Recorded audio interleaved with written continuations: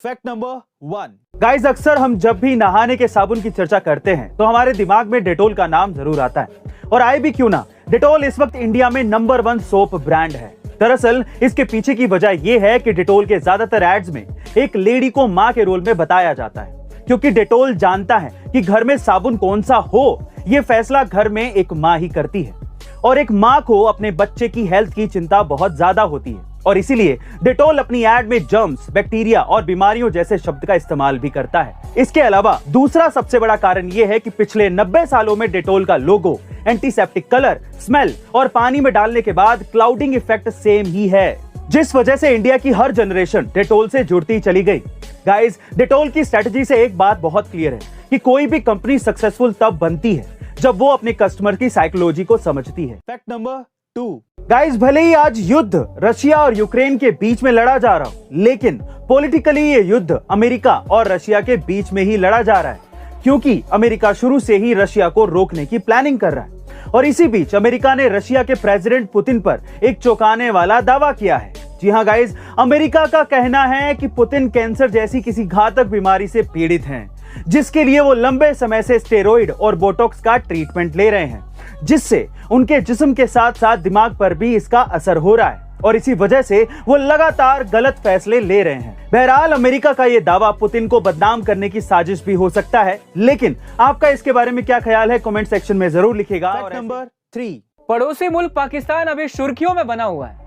कुछ महीनों पहले चर्चा थी कि प्रधानमंत्री इमरान खान और पाकिस्तान आर्मी के प्रमुख जनरल कमर जावेद बाजवा में अनबन हो गई। इसके बाद से इमरान खान के इस्तीफे की मांग उठने लगी। कारण सिर्फ यही नहीं है, दरअसल पिछले 2 सालों में कोरोना वायरस का कहर तो बरपा ही, इस बीमारी से 30,000 से ज्यादा पाकिस्तानी नागरिक जान से हाथ धो बैठे और कई देशों की तरह यहाँ भी नौकरियां खत्म हो गई। पाकिस्तान की अर्थव्यवस्था की हालत भी खस्ता हो गई।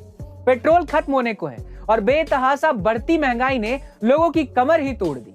पाकिस्तानी नागरिक पाई पाई के मोहताज हो गए हैं। इन सभी परेशानियों की वजह से पाकिस्तानी आवाम बदलाव चाहती है, लेकिन इसी बीच इमरान ने कुर्सी बचाने के लिए कश्मीर का मुद्दा फिर से उठा लिया है।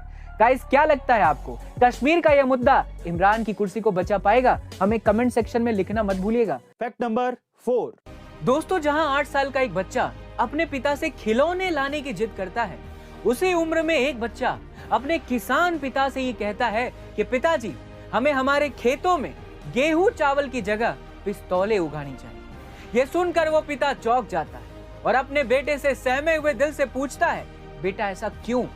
तो बेटा जवाब देता है, पिताजी, अगर हम पिस्तौल की खेती करेंगे ना तो इन अंग्रेजों को आसानी से भारत से भगा सकते हैं। पिता ये सुनकर हैरान रह गए। दोस्तों, ये बच्चा कोई और नहीं, हमारे देश के शहीद आजम सरदार भगत सिंह थे, जिन्हें आज ही के दिन फांसी दी गई। दोस्तों, सोचिए कितना कठिन रहा होगा वो दौर जब एक बच्चा भी अपने देश के लिए सोचे। दोस्तों, नमन है उन शहीदों को जिन्होंने हमारे देश के लिए अपना बचपन भी बलिदान कर दिया। ऐसे वीर जवान को सत बार नमन। जय हिंद।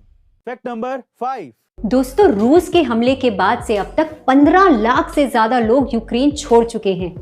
इनमें से करीब 10 लाख पोलैंड में हैं, जिनमें से कई लोगों को फौरन मदद की जरूरत है, क्योंकि इनमें से कुछ लोग कैंसर के मरीज हैं तो कुछ का इलाज बीच में ही रुक गया है। ये लोग सिर्फ जंग ही नहीं बल्कि अपनी जानलेवा बीमारियों से भी डरे हुए हैं। एक रिपोर्ट के मुताबिक यूक्रेन से पोलैंड आए हुए कम उम्र के कैंसर मरीजों को तो जंग की दोहरी मार झेलनी पड़ रही है।